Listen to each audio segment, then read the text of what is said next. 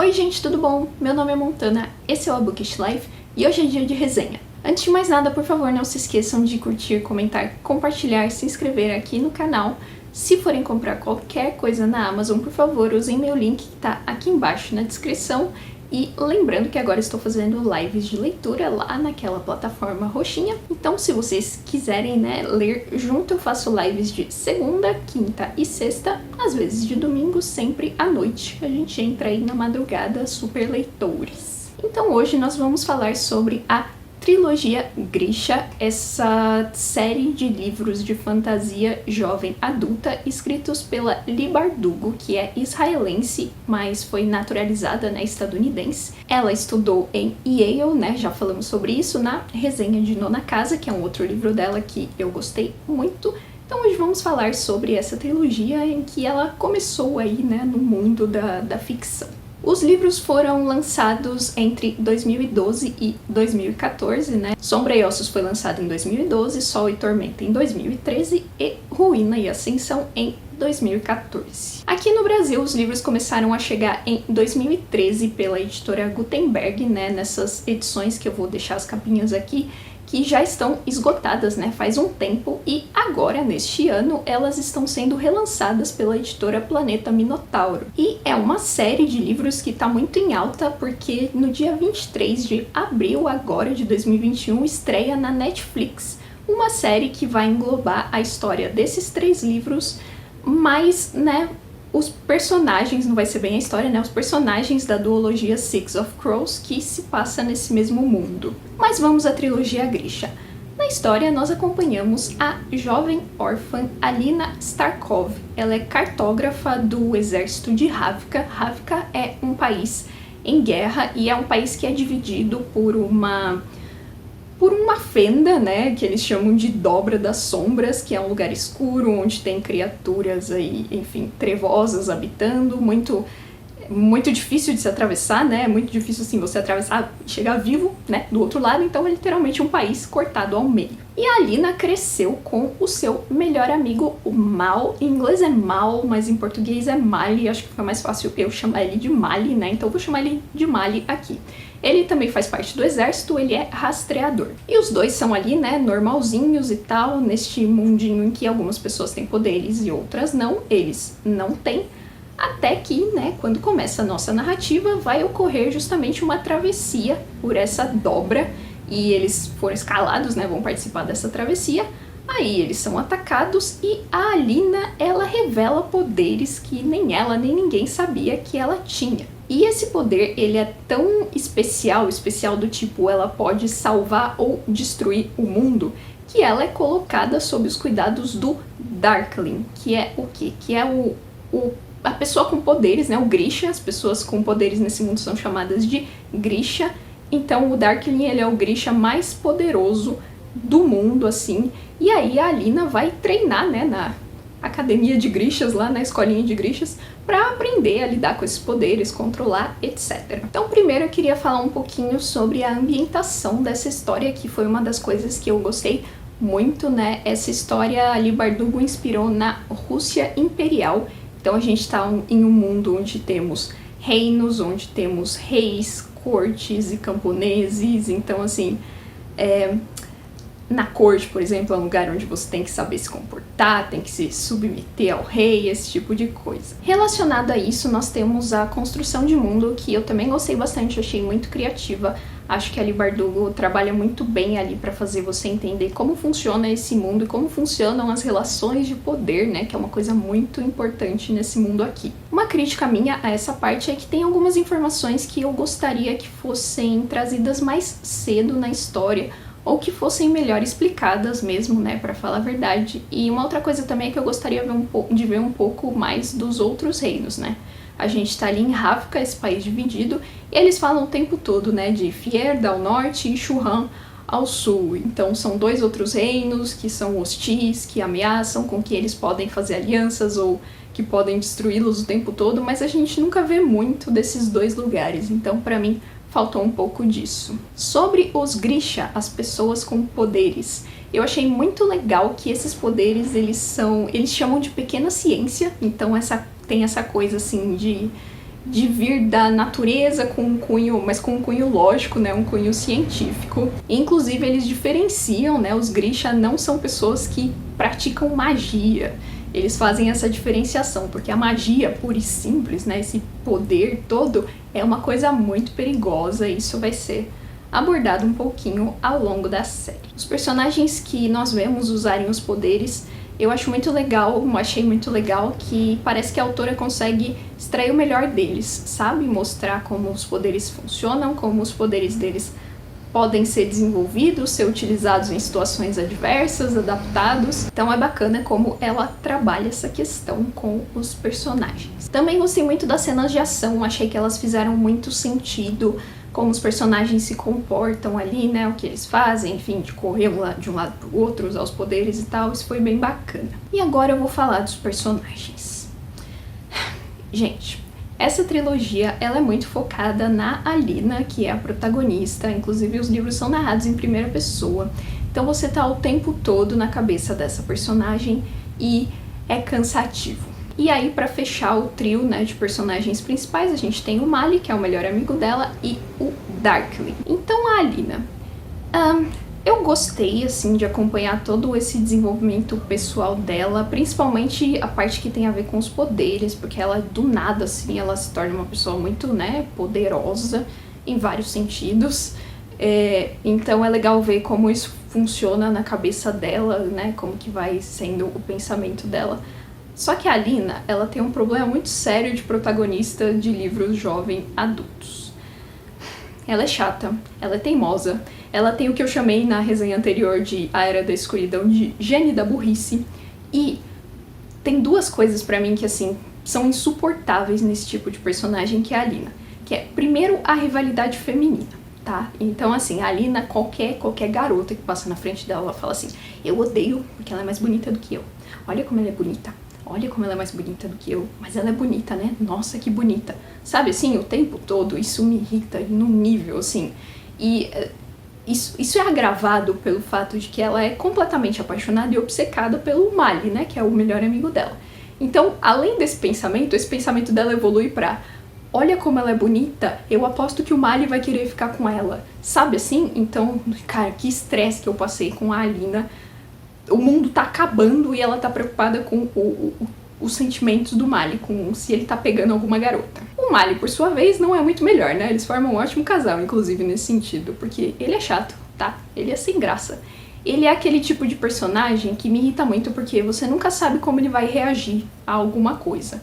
Então, assim, não tem como dizer que faz sentido as reações dele. Pode ser que a Alina fale alguma coisa pra ele e ele reaja muito bem, e ele fique quieto ou que ele exploda. Isso me irrita muito, porque é o tipo de pessoa que deve ser horrível de conviver, sabe? Porque você não sabe o que esperar. E pior ainda é de se relacionar, né? Imagina, a Alina fala alguma coisa, ela não sabe se ele vai beijar ela ou se ele vai embora de casa, sabe assim? E aí, por fim, nós temos o Darkling, né? Que é um personagem muito poderoso e influente aqui nesse mundo, com seus próprios planos, seus próprios objetivos. Eu gostei muito dele no primeiro livro. Acho que ele foi muito bem abordado. Daí depois que a gente tem uma virada no primeiro livro, ele meio que dá uma sumida e aparece mais, sabe, em momentos chave da história, né, ao longo do restante da série. Eu achei também que a parte em que a gente descobre mais sobre ele, sobre o passado dele, demorou muito pra acontecer, foi muito tarde, ali já, sabe, não era mais tão interessante ali. Podia ter acontecido antes, aquele momento da gente, né, saber mais sobre ele e tal.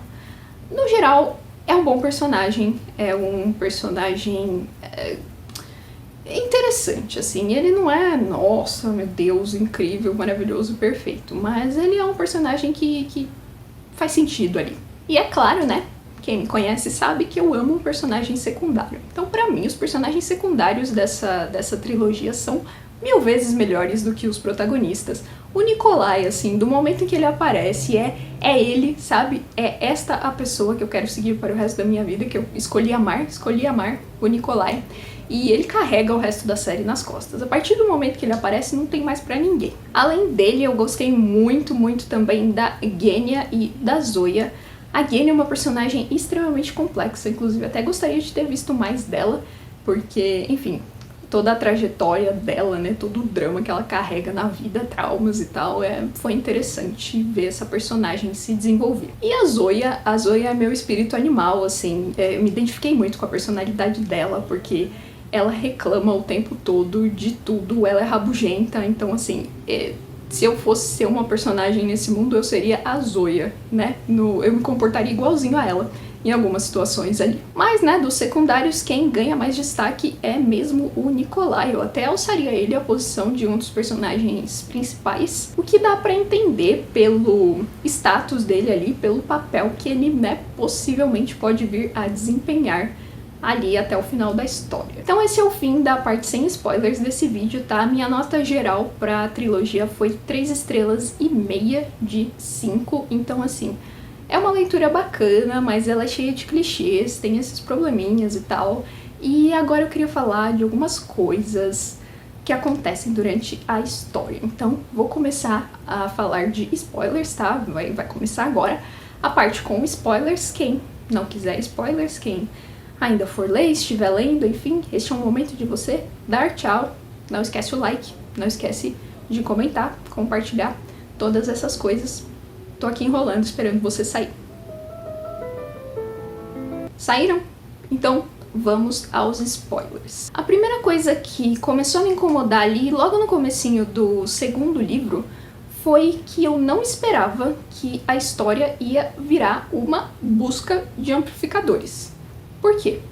A autora, a Ali Bardugo, ela não te dá pistas de que esse vai ser o resto da história, né, ali no primeiro livro. Eles pegam lá o primeiro amplificador e beleza, a vida que segue, aí eles fogem e tal. Obviamente eu imaginava que de alguma maneira eles iam ser arrastados de volta pra guerra que tá rolando, né, afinal de contas, o Darkling tá pistola, né, correndo atrás deles e a dobra tá lá ainda, né, gente? A gente precisa o quê? De plot pros outros 2 livros, então tem que dar um jeito deles voltarem e fazerem alguma coisa com a dobra. A única pista que a gente tem no primeiro livro de que vai vir mais, né, vai vir mais dessa coisa dos amplificadores é o livro que o aparato dá pra Alina, mas ela nem se dá o trabalho de abrir o livro no primeiro livro. Em Sombra e Ossos, ela não se dá nem ao trabalho de abrir aquele livro. Então, assim, pra mim ficou extremamente vago e impreciso que era dali que ia sair a história dos amplificadores e que eles iam ficar os outros 2 livros caçando amplificadores. Aliás, os outros 2 não, né? Porque no começo do segundo livro eles já conseguem pegar o segundo amplificador. Aí eu fiquei assim, nossa, caraca, foi difícil por quê? Só porque a Alina e o Mali estavam a pé, né? Só por isso que foi difícil, porque 2 segundos pegaram o bicho do mar lá. Bom, falando um pouquinho sobre os livros em específico, né, eu gostei muito do primeiro livro, principalmente do ritmo do primeiro livro, né, então a gente tem, logo de cara você já tá na cena deles entrando na dobra e tudo, já se ambientando ali naquele mundo, aí já vem, né, a descoberta, aí a Alina vai ser treinada, aí vem o plot twist, a busca, a fuga, então tudo tem um bom ritmo o livro, eu achei. O segundo livro, pra mim, assim, ele é de longe o pior da trilogia, porque é muito tempo naquela lenga-lenga da Alina e do Mali, sabe? Cara, eu comecei a ficar irritada com a quantidade de vezes que a Alina fala Mali no segundo livro. É assim, é como eu disse na parte sem spoilers, o mundo tá acabando e ela tá preocupada se o Mali dormiu com a Zoya. Garota, acorda! Pra mim, o que salva nesse livro 100% é o Nikolai. E o final também, eu gostei muito daquela luta lá que teve, aquela batalha que teve no final, achei bem legal.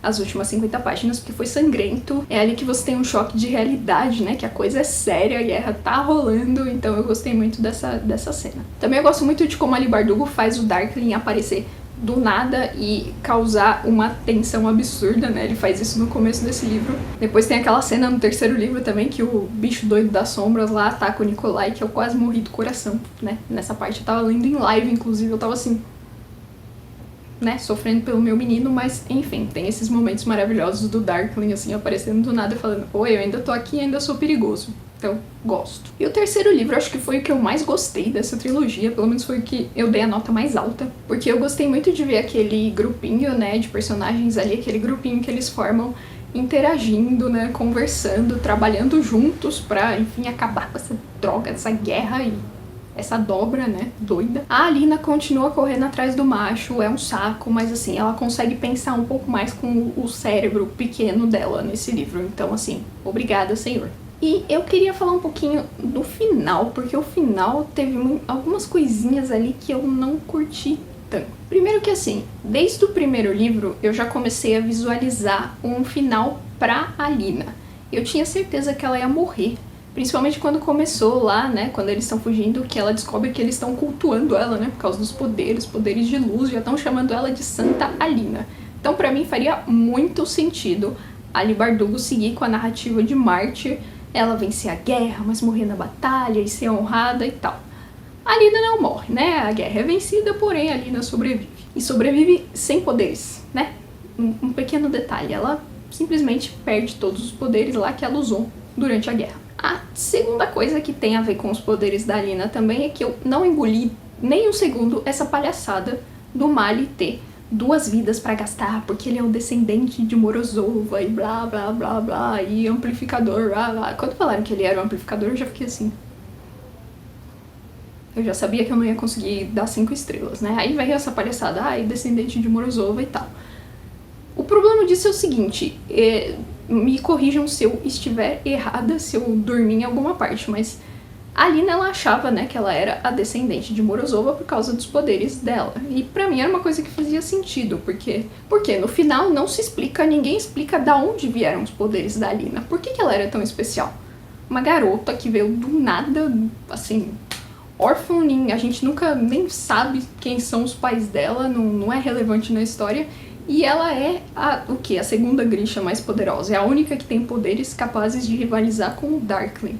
Então, assim, pra mim ficou jogado esse final. Eu queria uma explicação pros poderes dela. E a outra coisa é que a guerra acaba, né? Os dois, a Alina e o Mali, ficam juntos felizes pra sempre e não querem ser descobertos. Inclusive, eles queimam o corpo da outra garota como se fosse a Alina, né? Fazem como se fosse um memorial pra Santa Alina. Então todo mundo acha que ela tá morta, certo?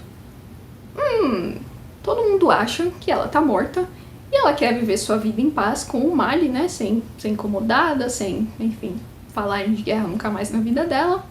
E aí os dois vão se esconder em Keramzin. Keramzin, o lugar de onde todo mundo sabe que eles vieram. E abrem uma escola, ou seja, recebem não sei quantas centenas de pessoas por ano. E ninguém nunca desconfia de quem são aqueles dois. É sério, eu vou ter que acreditar nisso? Enfim, pra terminar numa nota positiva, Nikolai se tornando rei. Tudo pra mim. Nikolai, você é meu tudo. Eu já quero ler King of Scars, porque, enfim, né, o protagonista é o Nikolai. Então, eu espero...